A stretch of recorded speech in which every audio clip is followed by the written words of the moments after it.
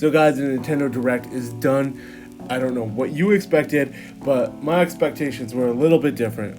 I'm going to give a review at the end and a rating. I think these things are odd to rate, and it's weird to give it a score, but I think since there hasn't been a Direct for over a year, 2019, September 4th was the last time there was a Direct. So I'm going to give it a review at the end because I think they should have came out with more fire. It's what I was expecting, but let's go on and talk about it.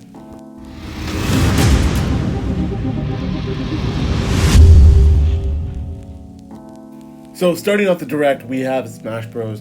And I already made a video and a moveset analysis on what I think about Pyra and Mythra.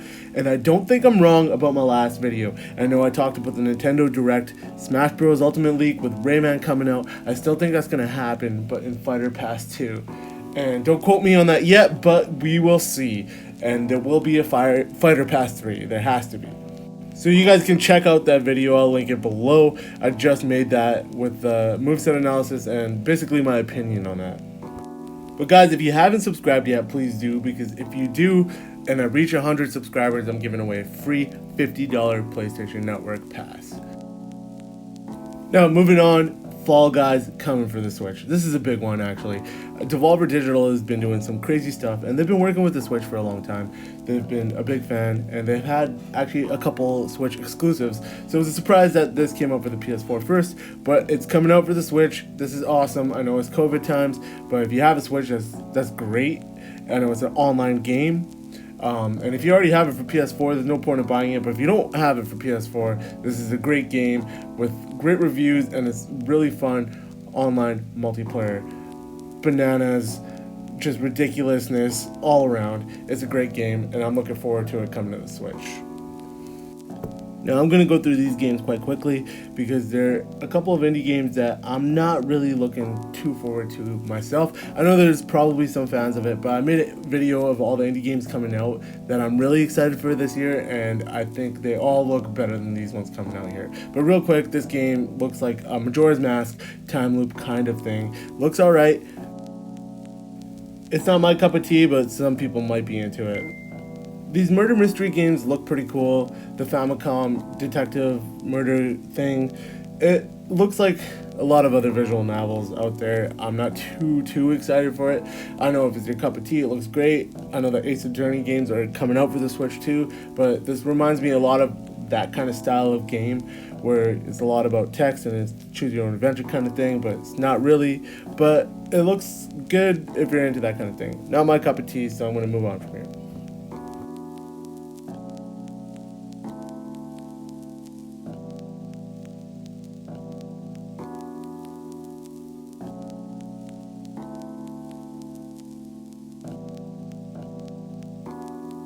Samurai Warriors 5, I don't really know. It's, we got Hyrule Warriors already for the Switch and Fire Emblem Warriors. I don't know a lot of people that are going to be into this when you can just get those kind of games, unless you haven't had your Warriors fixed, but I'm going to give this a solid pass too. Now, Legend of Mana, it's an old school game if you're into that kind of thing, but I think we have enough of these on the Switch. I'm not really that excited for it personally, but moving on. Monster Hunter's Rise. Finally, Monster Hunter is coming out for the Switch. This is actually a big one, but it's also something that was announced a long time ago and people have been waiting for it. I don't think there's a lot of hype otherwise. It looks good, don't get me wrong, but for Nintendo Direct that hasn't come out in a year and a half, I was expecting something better, but it looks good. So personally, I think Mario Golf is the biggest one on this list. I think it's the biggest only because it was the only new game that was announced as a big title. There was a couple new indie games announced and a bunch of ports. Seems like the Switch is always a great port machine and that's never going to stop, and that's great. But for a new title, this is the only new title that seems to come out. And I'm really liking it. I'm really liking the Sugar Rush mode. It looks pretty cool. So we got Borderlands real quick. It's another port, Telltale. You know the jazz. I haven't played it yet. I like Telltale games. I'm probably going to go check it out, actually. You got another retro collection, but this one was weird because you had to buy each game individually. I don't know. It was tough to when they explained it. I didn't really understand. But like you buy the game and then you have to buy maybe it's DLC. Certain games, the arcade games are DLC. You know, it's just another retro. You already got the NES log on the Switch, so it wasn't a big deal. Stubbs the zombie in Rebel Without a Pulse looks like a PS2 game. I don't know. Doesn't seem that appealing to me. It looks like it's an interesting concept, but I just can't get behind the art style. Now, I've been waiting for this one for a while. No More Heroes 3. I loved 1 and 2. But after watching this trailer, I'm not really sure what I think about it so far. They switched it up with the storyline. They're going for aliens now, but they're still going to be assassins, so I think it's going to be cool. The graphics, it doesn't look like it's got a big upgrade from the Wii in terms of graphics, but the art style really is something that's timeless. I'm still looking forward to this game. It looks pretty good. Doesn't look as good as I thought it could be. And it looks like they're bringing back the jobs again, but not the retro jobs, which kind of suck because I really love the retro jobs. But I'm looking forward to this one. I'm really hoping that it turns out to be good. It looks like a ton of creativity, a lot of different game genres involved in this one. So Suda51, I'm a big fan. I really hope this one turns out good, and I'm glad they finally showed off some gameplay. So Neon White looks pretty cool. It looks like another indie game, but it looks very fast, and the concept is interesting. It's something I'm going to look into. I haven't got super excited about it. It seems like it's been done the same kind of style of game. They have a weird card system, which is interesting. I'm looking forward to seeing more about it. It does look a little interesting, but we'll find out more when the game actually launches. This DC Girls game, DC Superhero Girls Teen Power, have zero interest in whatsoever. Not even gonna look into getting it. Not my style of game. I'm sure there's people that want to play this, but it's a pass already. So we're looking at Plants vs. Zombies, the complete edition. I was never really a big fan. I never really actually got into this new Plants vs. Zombies. I did play it for my phone. It looks pretty cool. It's a port. It's another port. You know, the Switch is a great port machine. I think they're just going to release every game on every console eventually to the Switch. But I probably won't be picking it up personally. Miitopia 3DS game. I think it was a free 3DS game. Another pass. Some cool Animal Crossing DLC. I gotta admit, it's pretty cool, the stuff they have there. I kind of stopped playing Animal Crossing personally. I'm sure there's a lot of people that still play it. It's a really popular game, so this is pretty cool. I like the warp pipe idea, and I like how they have the coins and the coin blocks again. So it's pretty cool that you can buy all these Mario-themed items too. Now, this was the one surprise that actually caught me off guard. I thought it was going to be kind of similar to Bravely Default, but once it started showing off gameplay, it looked a lot more like Fire Emblem, and that's what really got me interested in it.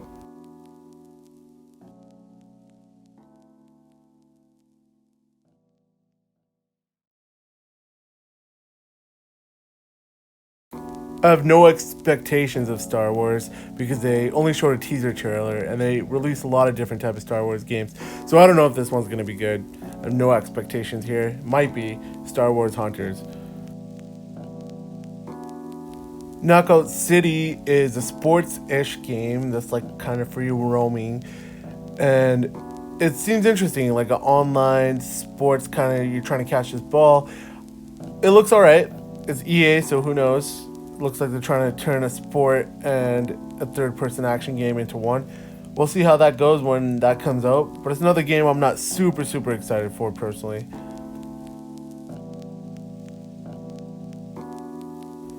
This one's kind of cool. It turned out they did a kind of a cool twist to the death games. So it was actually going to be a death game, but then it ends up being something else, and it ends up being this third-person platformer.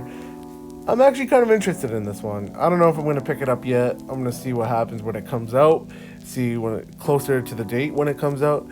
But I did really like the death game style. I like the story of it. It looks very narrative based, so I might be into it. We'll just have to see when this one comes out.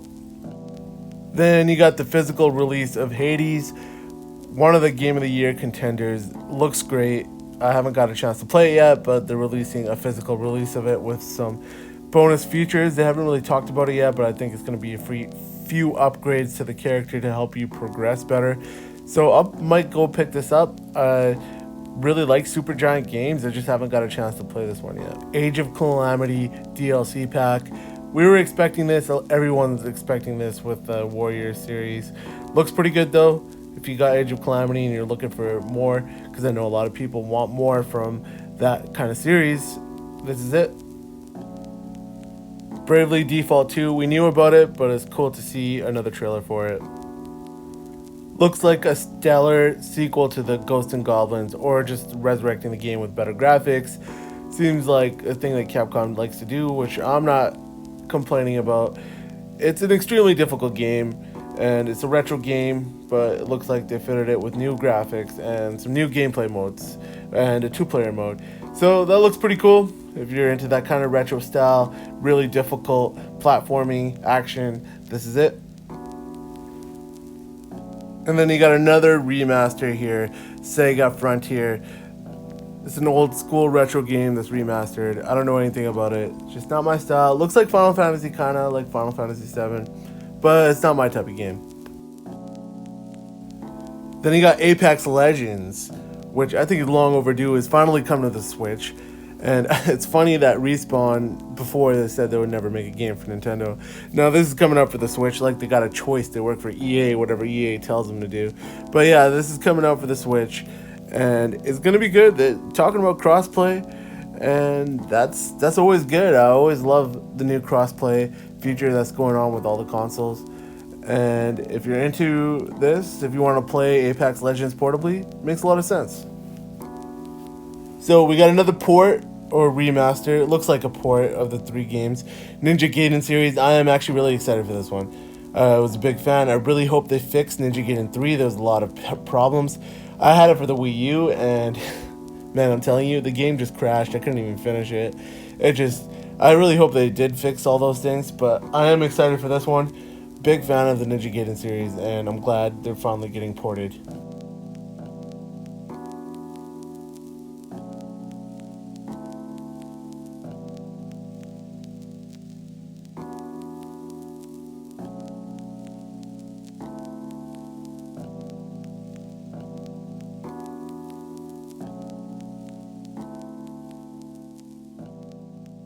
Now, this next one was a surprise because he went into it and you see him and you're like, all right, Breath of the Wild 2. We're going to see some Breath of the Wild 2 clips, and they didn't show it off, which I'm okay with because they're still working on it and it's going to be a freaking amazing game. Hopefully wins Game of the Year again. And they showed off Skyward Sword HD.